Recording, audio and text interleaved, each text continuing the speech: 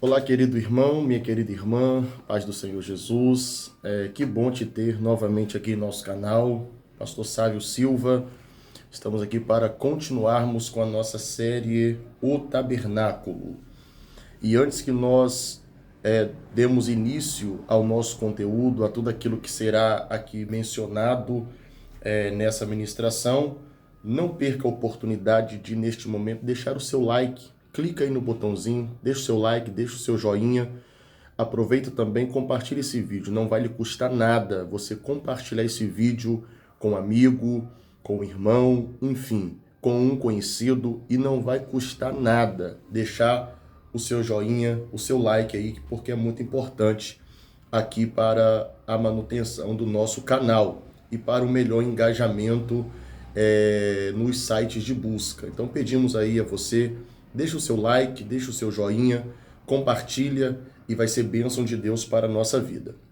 Meu querido irmão, nós estamos aqui falando sobre a série O Tabernáculo e é importante relembrarmos aqui um pouco a respeito da ministração passada do vídeo anterior.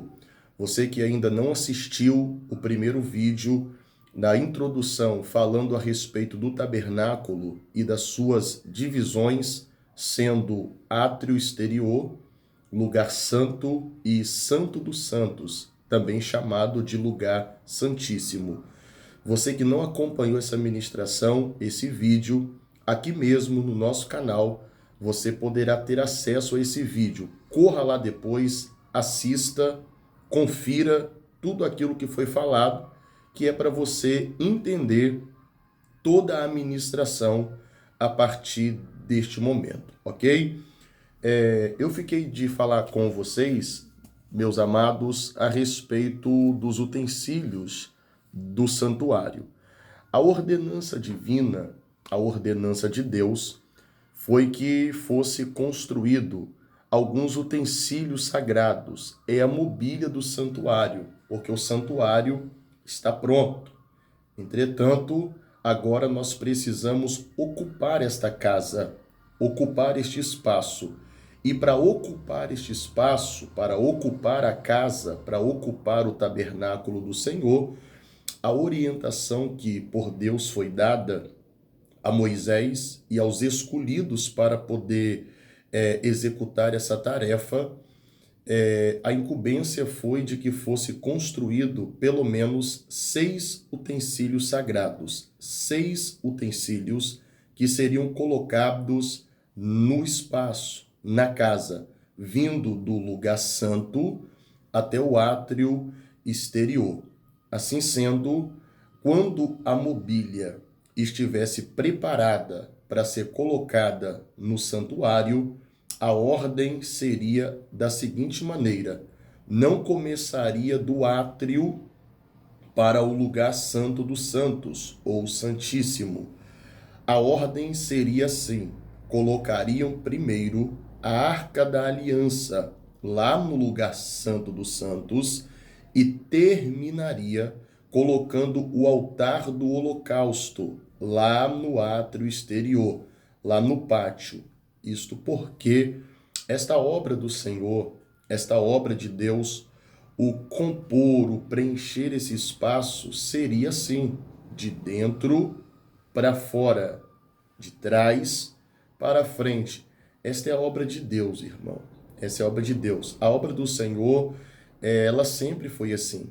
A obra do Senhor sempre foi assim. Ela é de dentro para fora.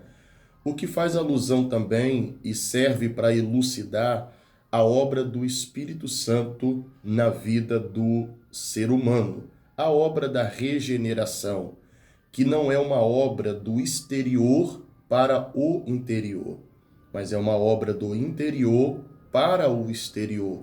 Isto é uma obra realizada de dentro para fora. Esta é a obra do Senhor, é sempre de lá para cá, é sempre na contramão do homem. Até no sentido da criação do universo, dos céus e terra, o texto bíblico do livro do Gênesis, no capítulo 1 e no versículo 1, diz-se da seguinte forma: No princípio criou Deus os céus e a terra. O ato criacional, o ato da criação de Deus, ele deu-se assim, de cima para baixo, o que contrapõe toda a obra de formação humana. O homem, quando vai formar algo, o homem, quando vai construir algo, o homem começa de baixo e termina em cima. Deus começa em cima e termina embaixo. No princípio, criou Deus os céus e a terra. Agora, voltando para a obra do tabernáculo, seria dessa maneira. A composição, o preenchimento do espaço da casa seria assim, vindo de trás para frente, vindo de dentro para fora. Assim sendo, nós vamos começar falando do primeiro utensílio que fora colocado na casa, isto é, lá no Santo dos Santos, lá no lugar santíssimo. Assim sendo, nós vamos estar falando a respeito da Arca da Aliança. A Arca da Aliança, meu amado irmão, minha amada irmã, a Arca da Aliança que foi o primeiro utensílio a ser colocado. Vamos falar um pouco concernente à Arca da Aliança. A Arca da Aliança, no hebraico, Aron Haberit, que é Arca da Aliança, esta caixa que seria construída com alguns significados espirituais, alguns significados também teológicos, e nós vamos acompanhar isso aqui nesse vídeo ou nessa videoaula. Entenda que esta caixa que seria construída de madeira de cetim ou madeira de acácia, vamos acompanhar na escritura. O texto que nós vamos usar como base aqui é o texto do Êxodo, capítulo 25, versículo 10 até o versículo de número 16. Estarei lendo para você, e se você tiver a sua Bíblia nas mãos, é interessante que você a tenha, para que você possa acompanhar tudo aqui, conferindo aí na sua Bíblia, para você verificar tudo aquilo que está sendo transmitido como via de informação para a sua vida. Acompanhe comigo, está escrito assim: também farão uma arca de madeira de cetim. Aqui na minha Bíblia aparece a expressão madeira de cetim. Talvez aí na sua Bíblia ou em outra Bíblia que você possa ter acesso ou já ter tido acesso, pode aparecer madeira de acácia. Logo após a gente vai estar fazendo um comentário rápido sobre isso. O seu comprimento será de 2,5 côvados e a sua largura de 1,5 côvado e a sua altura será de 1,5 côvado. 2,5 côvados a largura, 1,5 côvado e 1,5 côvado a altura, 1,5 côvado, ok? Então vamos lá, vamos raciocinar, fazer essa matemática em côvados. Ela é um pouco difícil, até porque essa forma de medida é uma forma de medida hebreia, judaica. Nós vamos transliterar, vamos colocar em nossas medidas aqui para que a gente possa compreender melhor, mas só para a gente rapidamente rebobinar a nossa fita aqui, preste bem atenção. Seriam 2,5 côvados o seu comprimento e a largura de 1,5 côvado e 1,5 côvado a sua altura. Essa medida nós vamos colocá-la aqui na metragem que nós conhecemos. Eu estou usando aqui em minhas mãos uma apostila, e essa apostila, falando sobre a Arca da Aliança, é uma apostila que foi escrita por nós mesmos, do Centro de Formação Teológico Querite, que é a Cefotec, a qual eu sou o diretor dessa instituição, e aqui nós temos alguns comentários dentro dessa apostila que fora escrita por nós mesmos. A largura ficou mais ou menos assim, já desenhada na metragem que nós identificamos em nossas medidas, metros, centímetros, etc. e tal. O côvado, a medida em côvado, que equivale em metros e centímetros aqui para nós, ficou mais ou menos assim. A sua altura ficou de 75 centímetros. A altura da arca ficou de 75 centímetros. O comprimento da arca ficou de 1,5 metro. 1,5 metro de comprimento, 75 centímetros de altura e 75 centímetros de largura. Largura 75, altura 75 centímetros e comprimento 1,25 metro. Uma caixa pequena, né? Uma caixa pequena. O que na verdade não serve para menosprezar ou para diminuir o tamanho ou a enormidade da majestade da glória de Deus que sobre a mesma haveria de se manifestar. Esta caixa feita de madeira de cetim ou acácia, que pode ter a mesma representatividade, essa madeira, na verdade, é uma madeira extremamente resistente, até porque foi necessário essa madeira, por causa da resistência da mesma, para a construção da arca, uma vez que Israel estava peregrinando no deserto, e sendo esta madeira a madeira escolhida para a construção deste utensílio ou desta arca, esta madeira resistiria com facilidade toda a pressão desértica, em todos os aspectos naturais. Em que sentido? Vento, calor, frio e também pela manifestação no deserto de cupins e outros insetos que poderiam possivelmente danificar a arca do Senhor, uma vez que a mesma iria ficar no chão, no santuário. Então foi estrategicamente por Deus, não é, escolhida esta madeira para que esta madeira viesse a ser uma madeira resistente e a arca pudesse ser preservada com o passar do tempo, com o passar dos anos, décadas e também dos séculos. Essa madeira ela seria toda revestida de ouro puro. Então nós temos uma arca de madeira que seria revestida de ouro.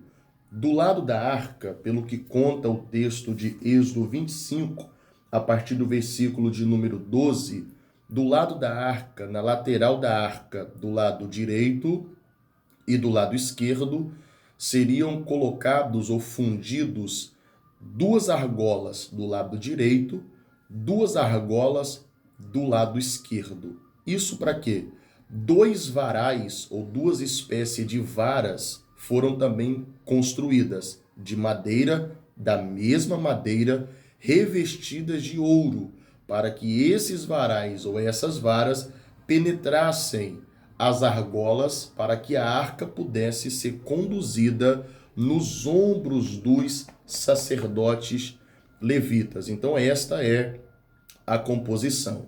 A tampa da arca, ela era chamada de caporeche no hebraico e também de propiciatório, pelo que nós conhecemos na própria escritura, versículo 17 do livro do Êxodo, capítulo 25, à frente. O propiciatório seria de ouro puro. Agora o propiciatório não foi feito de madeira, seria de ouro. Sobre o propiciatório havia 2 querubins fundidos ao propiciatório, a tampa da arca, um querubim com as asas abertas para a direita, outro querubim com as asas abertas, lado esquerdo, encontrando a ponta das asas um do outro, de maneira que a tampa da arca, o propiciatório, pudesse ser protegido com as asas dos querubins, que são anjos da proteção da glória de Deus, que estavam protegendo o propiciatório, a tampa da arca. Esses 2 querubins que estavam sobre a tampa da arca, no propiciatório, são querubins de ouro puro. Não foi esculpido de madeira para ser fundido junto à arca, mas foram querubins, 2 peças únicas de ouro colocadas sobre a Arca da Aliança. Esta Arca da Aliança também, nós vamos recorrer aqui à a nossa apostila, essa Arca da Aliança, ela sempre foi símbolo da presença de Deus, símbolo da manifestação da presença de Deus e tornou-se um dos móveis ou um dos utensílios mais considerados, mais sagrados pela nação de Israel, pela nação hebreia. De maneira que a reverência para com a arca era total, era tremenda, era extraordinariamente grande. De sorte que Israel não fazia nada sem a arca da aliança do Senhor. Você deve se lembrar, junto comigo, que quando Israel cruzou o Rio Jordão, primeiro na frente ia a arca da aliança. O Rio Jordão transbordava em todas as suas ribanceiras, porque era a época de enchente. Entretanto, quando os sacerdotes que conduziam a arca puseram os pés na beira da água, diz a Bíblia que a água se dividiu, fez-se um montão de um lado, de sorte que Israel passou pelo meio das águas do Jordão em terra seca. Toda a água foi rompida para que Israel pudesse atravessar. Você deve se lembrar também comigo que quando Israel estava em batalha contra os filisteus, em 1 Samuel capítulo 4, quando Israel levou a arca para o arraial, caiu um pavor e um tremor entre os filisteus, que ficaram assombrados mediante a presença da arca ali no meio das fileiras dos exércitos de Israel. Outra coisa interessante que temos que lembrar foi que quando a arca do Senhor permaneceu na casa de Obed-edom, a Bíblia diz que a casa de Obed-edom foi abençoada, toda a sua família foi alcançada pela bênção de Deus, segundo o livro do profeta Samuel, capítulo de número 6.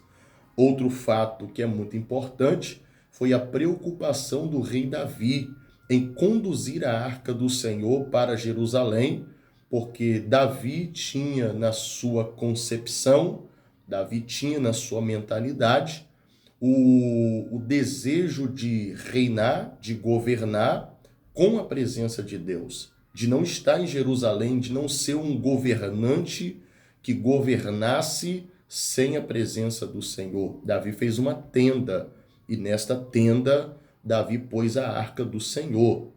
Anos mais tarde, outro fato que é importante, anos mais tarde, a Bíblia diz que Salomão, um dos maiores reis de Israel, filho do monarca Davi, construiu o grande templo em Jerusalém.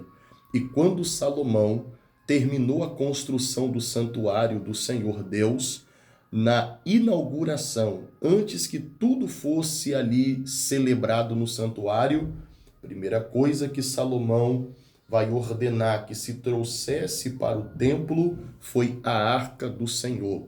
E quando a arca do Senhor entrou no Santo dos Santos, primeiro livro dos Reis, capítulo de número 8, quando a arca do Senhor entrou no santuário, a glória de Deus tomou toda a extensão daquela casa. O que eu quero dizer para você, meu querido irmão, minha querida irmã, é que a arca sempre foi símbolo da presença de Deus e ficou em todos os relatos que eu aqui citei, que são poucos, existem outros mais, para deixar bem claro para todos nós aqui que o que é de mais importante na vida de uma pessoa é a presença de Deus. Sem a presença de Deus não dá para viver. Sem a presença de Deus não dá para fazer a obra. Sem a presença de Deus não se canta, não se prega, não se profetiza, não se revela, não se evangeliza.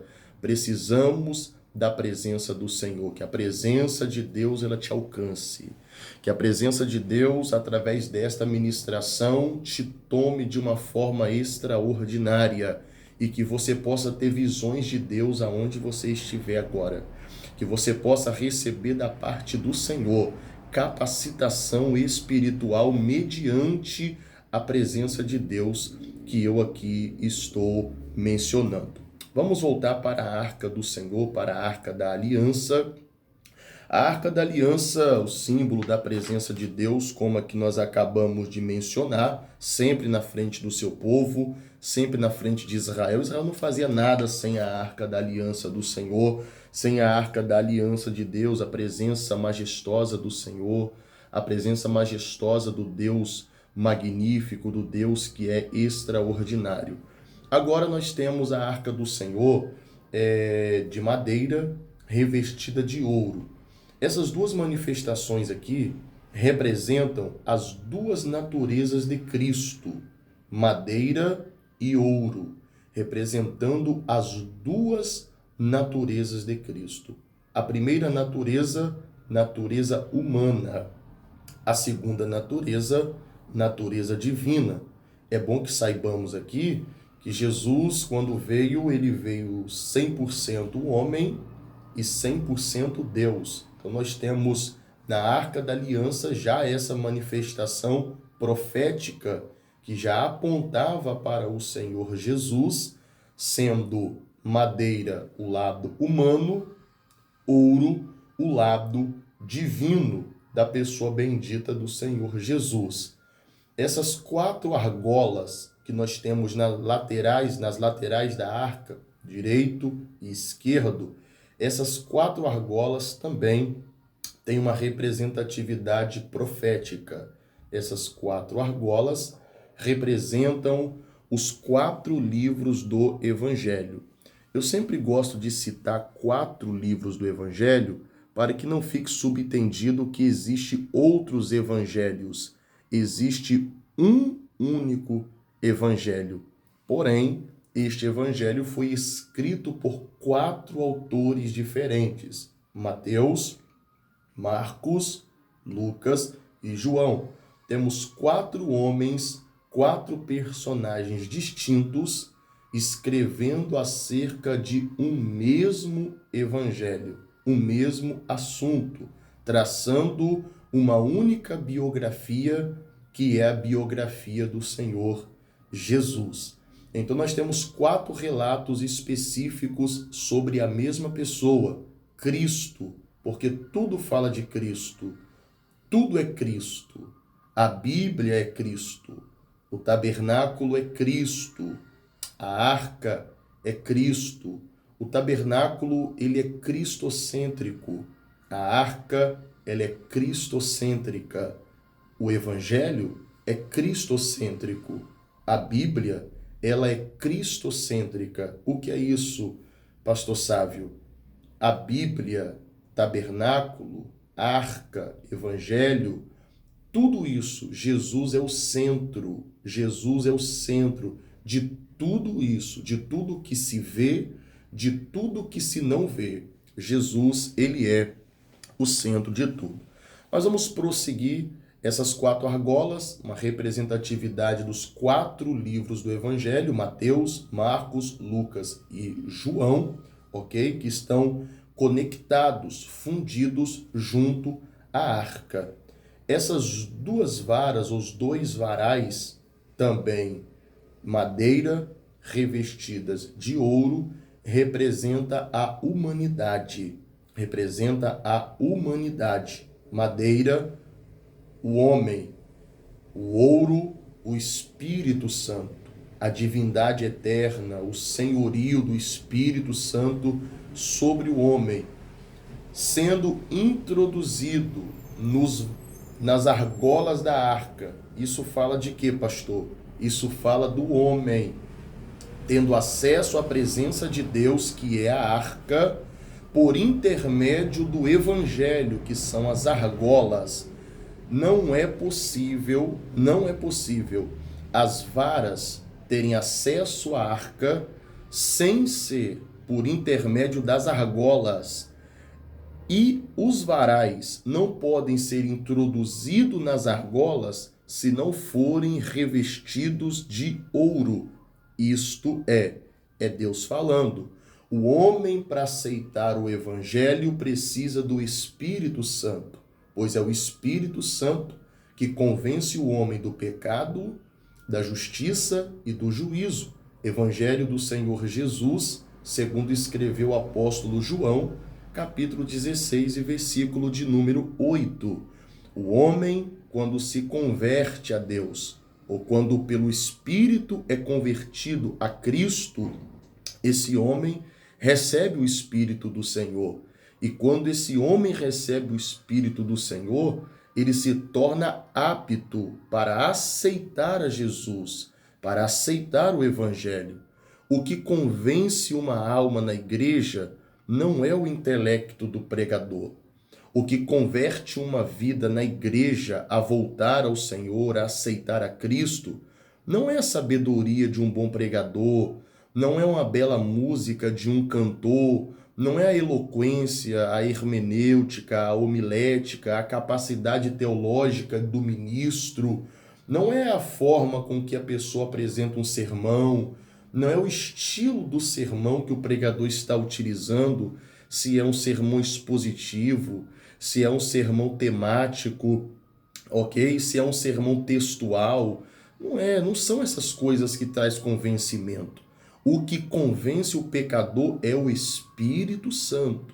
E uma vez que o Espírito Santo convence o pecador, o torna apto para receber o Senhor Jesus. E quando o homem recebe o Senhor Jesus, ele é introduzido na argola ou nas argolas, no Evangelho.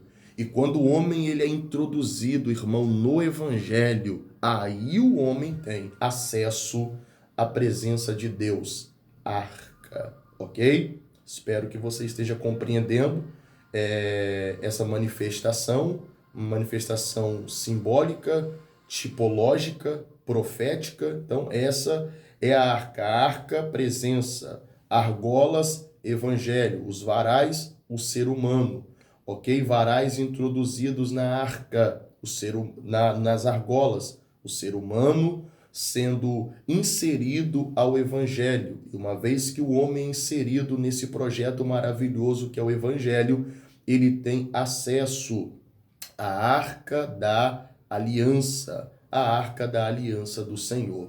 Então, isso por aqui já nos basta para um esclarecimento teológico, ok? Um esclarecimento teológico.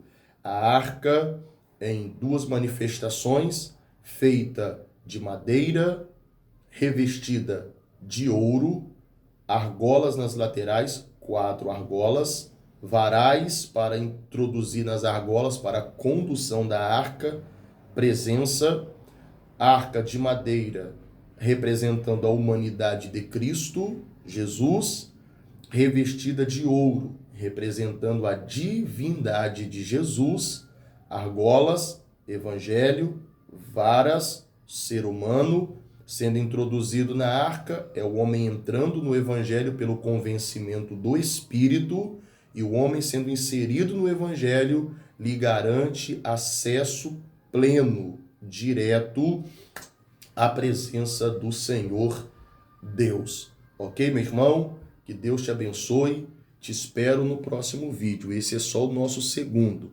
No nosso terceiro vídeo, nós vamos estar espiritualizando este texto aqui, falando da arca no chão, ok? Falando de outras manifestações importantes do lugar santíssimo. A arca está dentro do lugar santíssimo. Dentro do lugar santíssimo não tem cadeira, não tem mesa, é só a arca. Vamos espiritualizar esse texto. Eu espero que Deus te abençoe. Eu espero que Deus abra o seu entendimento para que você possa desfrutar das maravilhas da presença de Deus por intermédio deste ensinamento. Não faça nada sem a presença de Deus. O sábio Moisés, quando Deus falou com ele que iria enviá-los e um anjo iria à frente, Moisés disse: se a tua presença não for conosco, não nos faça subir daqui. É Moisés dizendo: eu não faço nada sem a tua presença. Eu não movo os pés sem a tua presença. E no sentido de que Moisés não era também egoísta, Moisés disse: se a presença não for conosco, se Israel não tiver a presença, não nos faça sair daqui. Que a presença esteja à sua frente. Que a presença de Deus clareie o seu caminho. abençoe o seu ministério, abençoe a sua família, abençoe toda a sua casa, em nome de Jesus. Amém, querido?